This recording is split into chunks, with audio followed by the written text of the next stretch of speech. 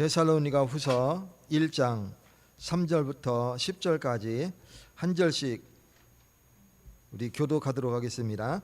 형제들아, 우리가 너희를 위하여 항상 하나님께 감사할지니 이것이 당연함은 너희의 믿음이 더욱 자라고 너희가 다 각기 서로 사랑함이 풍성함이니.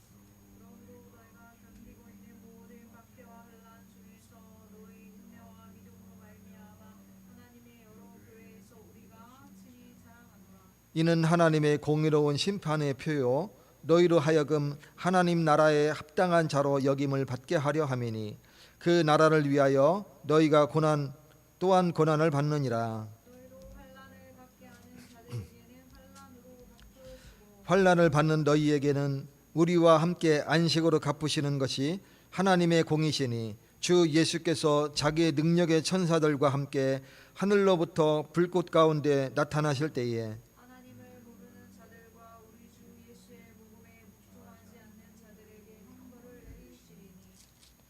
이런 자들은 주의 얼굴과 그의 힘의 영광을 떠나 영원한 멸망의 형벌을 받으리로다.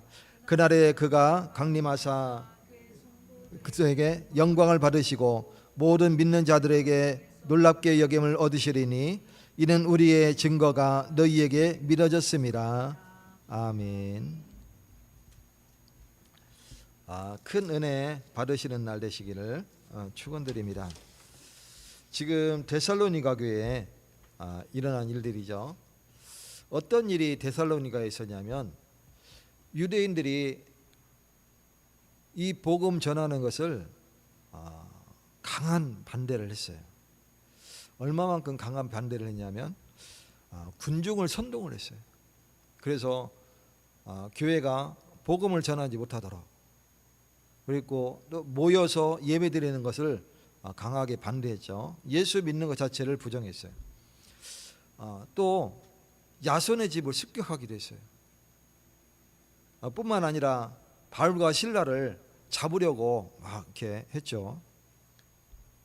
뿐만 아니라 뭐라고 하겠냐면 이 바울을 가이사 황제 외에 다른 왕을 세웠는데 그가 곧 예수라 하는 이다, 이렇게 모략했어요.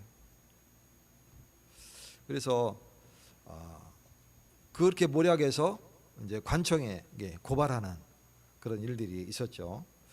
그 사건이 데살로니가 교회에서 일어난 사건들이에요.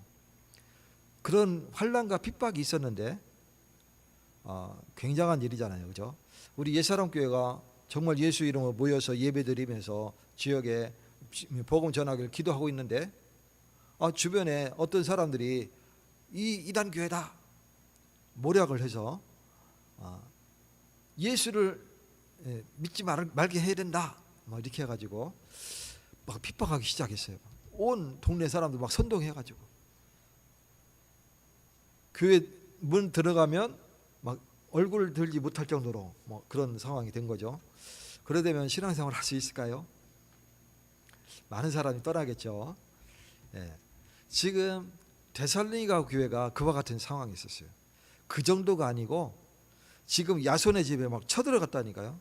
쳐들어간 이유가 야손의 집에 바울과 실라를 그 팀을 숨겨줬거든. 그래서 그것을 잡기 위해서 쳐들어간 거예요. 난장판을 만들어놨어요.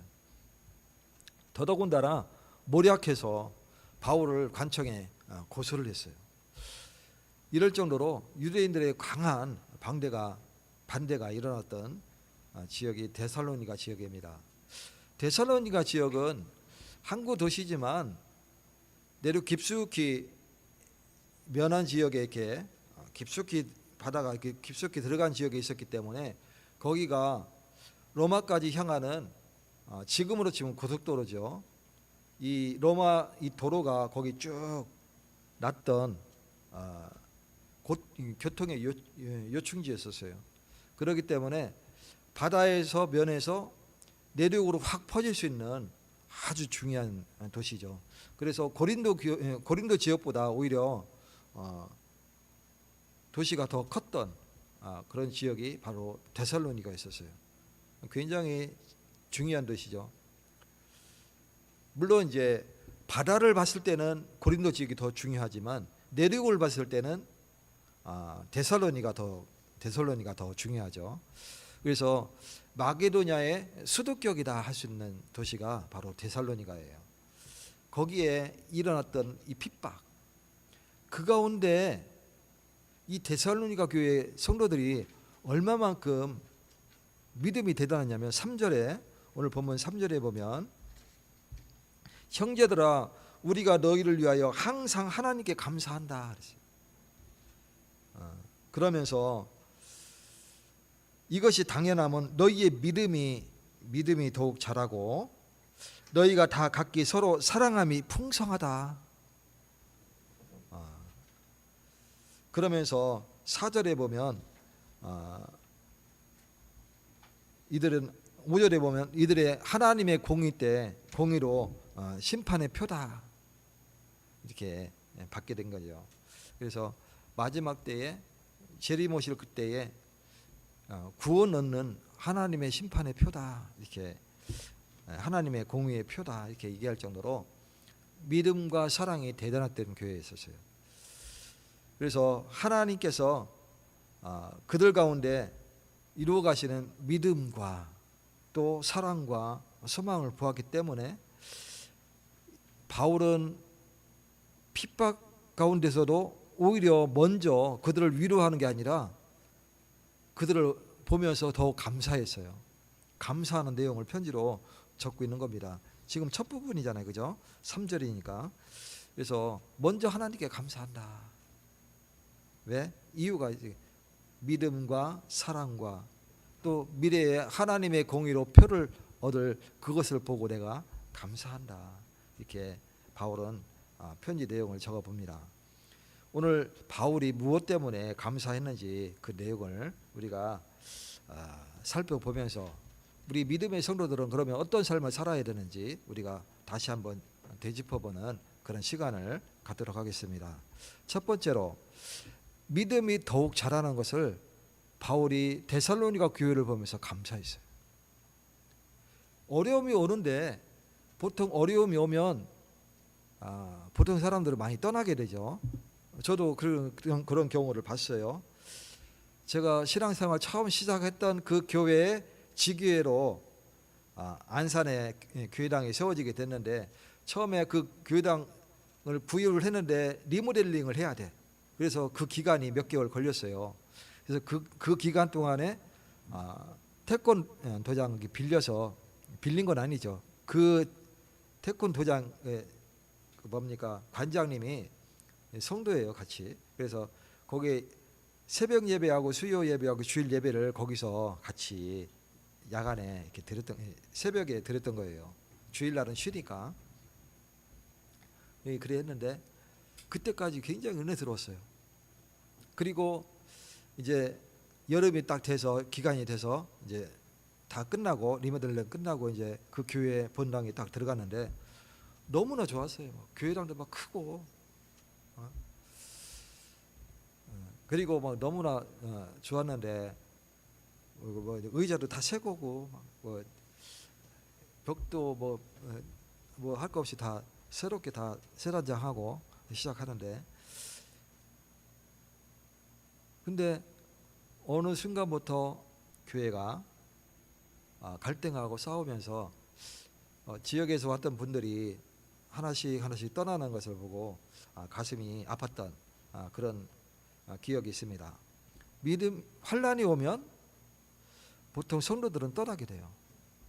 근데 데살로니가는 어떻게 되냐면 환란이 왔는데 오히려 믿음이 더 견고해지는 그런 모습을 보게 됩니다. 이 남아있는 사람들은 더 믿음이 견고해져서요. 오히려 더 은혜가 되고 더 그때 전도 활동이 활발했고 그랬던 기억이 있습니다. 지금 데살로니가 교회가 그랬어요. 오히려 성도들끼리 딱 뭉쳐서 더 믿음 있고 서로 형제 간에 성도 간에 사랑이 있고 그런 모습들을 보게 되죠. 믿음이 크게 자라고 있었어요. 오늘 본문 3절에 너희 믿음이 더욱 자라고. 참된 믿음은 어려움 속에서도 하나님을 더욱 의지하게 되는 그런 모습들을 보게 되죠. 그게 성장이라고 합니다. 믿음의 성장. 그래서 우리가 하나님을 계속 더욱 의지하는 그런 모습을 보여야 되겠죠. 우리 예수하나교회가 이제 개척해서 1년 됐습니다. 우리가 믿음이 더욱 견고해져야 돼요. 연약해 보일 수도 있지만 하나님의 은혜가 우리를 더욱 견고하게 하는, 우리를 연단하는 시간표인 줄 믿으시기 바랍니다. 그래서 그것을 보고 살아있는 믿음이라고 그래요. 우리가 좋은 거 갖다 줄 때 다 고맙습니다 하는 그거는 당연한 거죠. 그거는 견고한 믿음이 아니에요. 환난이 왔을 때가 그때 지켜지는 믿음이 진짜 믿음이에요. 이 환난이 왔을 때에 이 사람이 떠나느냐 남아있느냐, 또 믿음을 더 지키느냐 의지하느냐, 그것을 봤을 때 그때가 진짜가 구분이 되는 겁니다. 그래서 환난은 믿음을 연달하는 시간표예요. 오늘 본문 4절에 너희가 모든 박해와 환난 가운데서도 인내하고 있는 것이 감사하다. 환난과 박해에서도 너희가 인내하고 있는 것이 감사하다. 바울은 그게 감사하다고 그런 거예요. 고난은 믿음을 무너뜨리는 것이 아니라 오히려 더욱 견고하게 만드는 하나님의 도구가 되는 겁니다. 그러니 지금 여기 앉아있는 다음 세대와 우리 성도들은 믿음이 더욱 견고해지는 축복을 누리시기 바라겠습니다. 믿음의 성장은 하나님께서 기뻐하시는 열매예요. 로마서 1장 17절에 의인은 믿음으로 말미암아 살리라. 의인은 믿음으로 살게 되는 거예요. 우리가 돈으로 살고 뭐 다른 것으로 사는 게 아니라 무엇으로? 믿음으로. 그게 성도입니다. 저와 여러분이 믿음으로 굳건히 서는 날 되시기를 축원드립니다. 하나님은 믿음으로 살아가는 성도를 기뻐하시고 끝까지 붙드십니다. 하나님의 은혜를 붙잡으시기 바랍니다. 두 번째로 서로 사랑이 풍성해지는 것을 보면서 바울은 감사했어요. 바울이 무엇을 감사했느냐?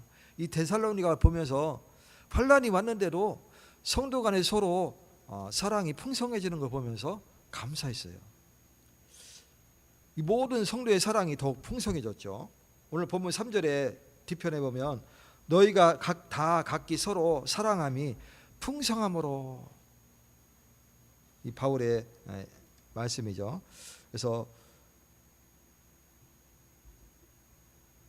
바울이 사랑이 풍성해지는 것을 감사하게 됩니다. 이 고난은 사람을 흩어지게도 만들지만 복음 안에서 더욱 하나 되게 만드는 힘도 있어요.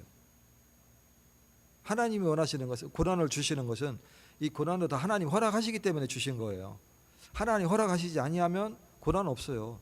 근데 왜 하나님 우리에게 고난을 허락하십니까? 나는 믿음 생활 잘하고 싶은데 왜 고난 주십니까? 믿음의 연단을 세우기 위하여, 연단하여서 우리의 믿음을 세우기 위하여. 그래서 오직 의인은 믿음으로 말미암아 살리라. 우리가 요한복음 13장 35절에 보면 너희가 서로 사랑하면 이로써 모든 사람이 너희가 다 내 제자인 줄 알리라. 형제간에 서로 싸우면 안 되잖아요, 그죠? 예수님이 너희가 예물을 드리려거든 형제가 먼저 화목한 뒤에 와서 예물 드려라 그랬어요. 예배 드리라는 뜻이죠. 예물 드리면서 헌금하라는 뜻이죠. 그래서 형제와 불화가 있는데 은혜 받을 수가 없는 거예요. 하나님 기뻐하시는 것은 한 영혼 살리시는 거, 한 영혼 세우는 것을 더 기뻐하시는 것을 믿으시기 바랍니다. 우리가 이제 해방이 되고 나라가 세워졌을 때 몇 년 전에 이제 이승만이라는 그 영화 나왔었죠. 좋은 면만 부각시켜 놓은 거예요. 아마 좀 반대로 내가 조금 안 좋은 면을 얘기하면, 물론 믿는 사람이고 좋은 일도 하셨지만 이분은 조금 정치적 욕심이 많았던 분이세요. 그래서 그때 여소야대 야당의 힘이 강하고 국회가, 여당은 힘이 약할 때예요. 근데 마침 전쟁이 터졌어. 마침이 아니고 전쟁이 터졌어. 불행한 일이죠. 계속 밀려온단 말이에요. 근데 방송에서는 뭐라고 했냐면 국군이 승리하고 있다, 괴뢰권을 물리쳤다, 뭐 이렇게 계속 방송. 서울 시민들은 라디오로 듣고 막 빵빵 소리가 그냥 대포 소리 들리고 막 터지는 소리가 들리지만 국군이 승리하고 있는 거라고 그냥 굳게 믿고 있었어요. 그 밤에 누가 제일 먼저 도망갔느냐? 벌써 이승만 대통령하고 이기붕이하고 최측급만 먼저 어디까지 갔냐? 천안까지 내려갔어요. 야당 의원들이 지금 국회에서 지금 이기고 있는 줄 알고 지금 모여 있다니까요. 그리고 그 후에 소수의 여당 의원들이 먼저 빠져나갔어요. 그리고 그제서 이제 눈치챈 거예요. 막 시민들도 막 이제 짐 싸고 막 한강 다리 건너가고 있는데, 건너가는 중에 다리를 그냥 빵 폭파시켰어요. 그게 정치입니다. 그게 고위 공무원이었었어요, 그때 당시. 그래서 수많은 사람들이 죽고 학살당하고 했던 불행한 역사가 있습니다.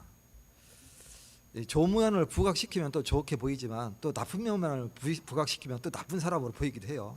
그때 당시에는 서로가 좋은 사람 나쁜 사람라기보다 좀 정치적인 면을 조금 내려놓고 이 나라를 어떻게 하면 살릴 수 있을까 이렇게 조금만 더 이렇게 생각했으면 더 좋았을 건데, 물론 하나님이 그렇게 허락하셨겠죠. 그래서 그런 혼란을 겪도록 결국은 그 가운데 그 사건 때문에 이 부산에서 모여서 목사님들 장로님들 모여서 기도하는 그런 시간이 있었지 않습니까? 우리는 기억해야 됩니다. 믿음으로 우리가 모일 때에 우리는 환란이 우리의 믿음을 더 굳건히 세우고 더 영성이 자라는 시간이 된다는 것을 우리는 기억해야 됩니다. 이 교회의 힘은 건물이 아닙니다. 아까도 얘기했지만 막 이제 건물로 들어가니까 건물 크고 이 장의자 막 삐까번쩍하고, 그러나 얼마나 은혜가 되든지 잠깐이었어요. 교회가 갈등하고 성도들 나가고 뿔뿔이 흩어지고 결국은 교회가 찢어서 교회가 또 이제 또 다른 교회 세우고, 그래서 교회의 힘은 건물이 아니라 뭐냐? 성도들이 서로 사랑하는 데 있는 거예요. 그때 서로 뭉쳤다고 그러면 아마 어마어마한 교회가 되지 않았을까 생각이 듭니다. 이 사랑은 내가 뭔가 나를 드러내려고 하는 데서 나타나지 않습니다. 사랑은 희생입니다. 이 부모가 자식을 위해서 희생하잖아요, 그죠? 희생이 아니라고 본인들은 아니라고 하겠지만 이 부모의 희생이 있기 때문에 자녀들이 자라나가는 거예요. 마찬가지로 갈라디아서 5장 13절에 사랑 안에서 서로 종노릇하라. 이 참된 사랑은 말로만 하는 것이 아니라 섬김과 희생으로 되는 겁니다. 진짜 사랑은요, 내가 섬기고 내가 희생할 때 되는 거예요. 희생이 나쁜 뜻이 아닙니다. 예수님도 우리를 위하여서 자기를 희생하셨어요. 그게 진정한 사랑입니다. 뭡니까? 우크라이나에서 이제 영상이 찍혀서 나왔는데 포탄이 막 뭐가 날라와서 막 빵 때리잖아요, 그죠? 막 뭐라고 그럽니까? 그 드론이 와서 건물 때리고 했는데 민간인들 사상자가 참 많아요. 불행한 일이죠.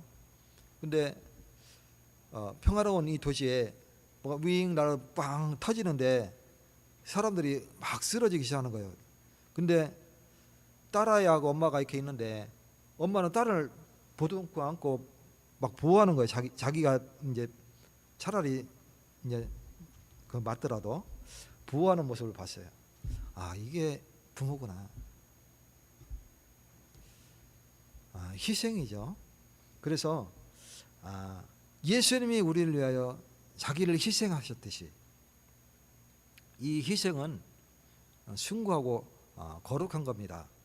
그래서 저와 여러분이 얼마든지 나를 희생할 수 있는 그런 마음을 가지시기 바라겠습니다. 그걸 보고 순교를 합니다.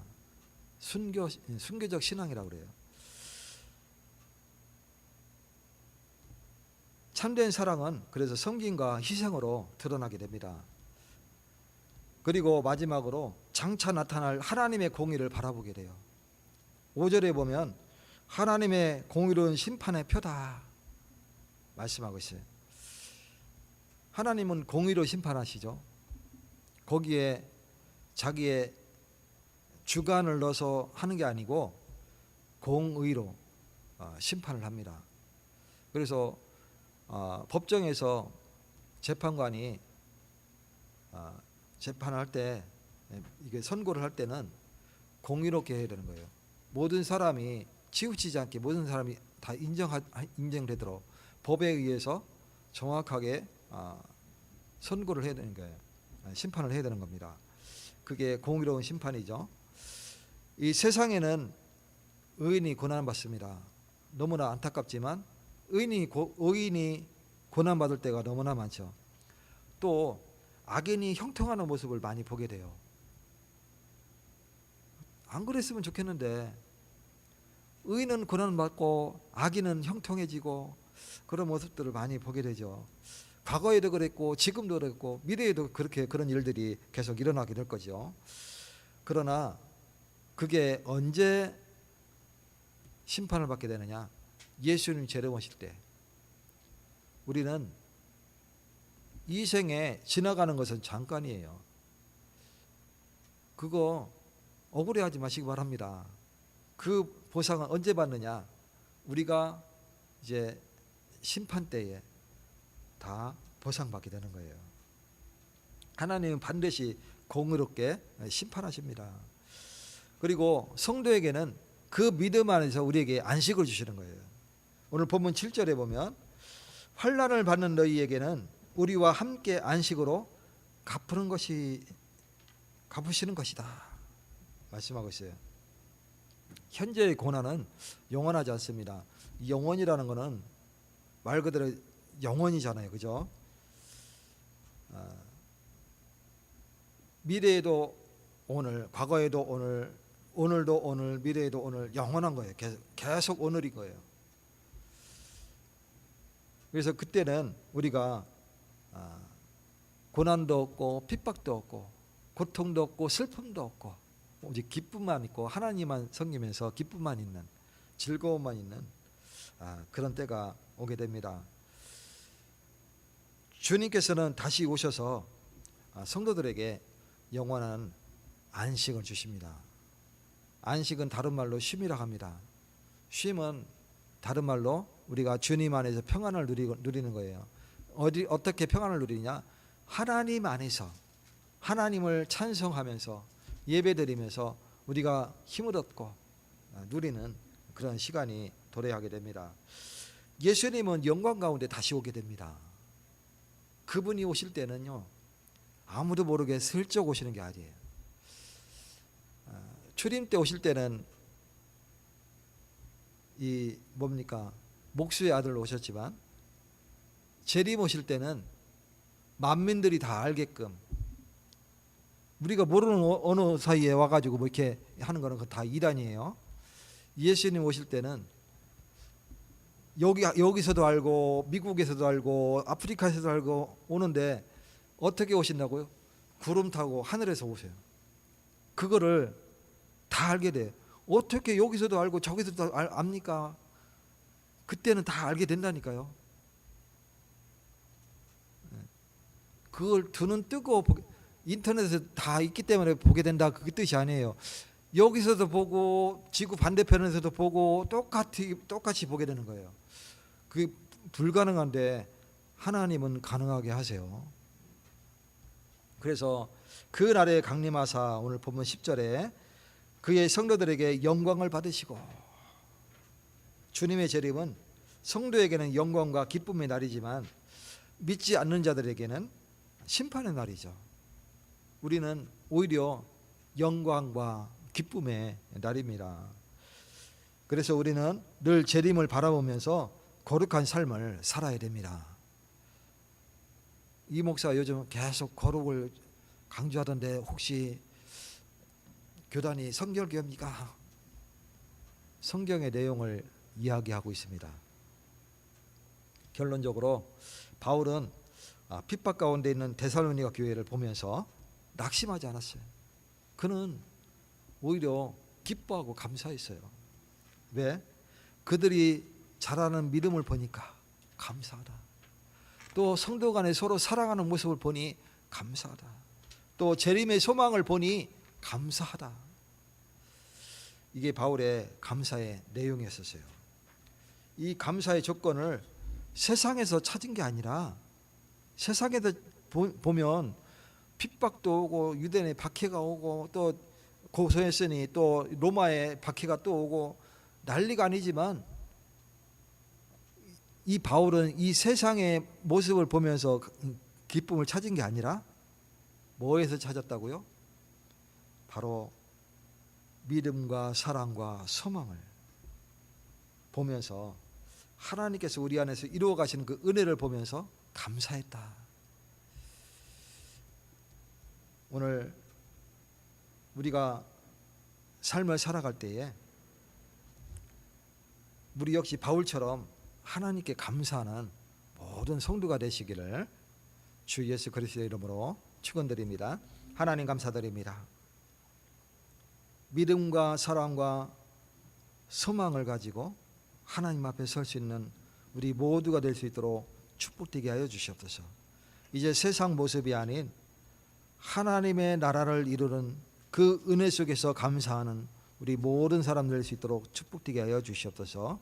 또 여름 수련회와 또 성경학교가 예정되어 있습니다. 하나님 축복하시고 우리 다음 세대가 하나님 은혜 가운데 굳건히 서는 축복된 시간들이 될 수 있도록 성령으로 역사하여 주시옵소서. 주 예수 그리스도 이름으로 기도 올렵나이다. 아멘. 우리 찬송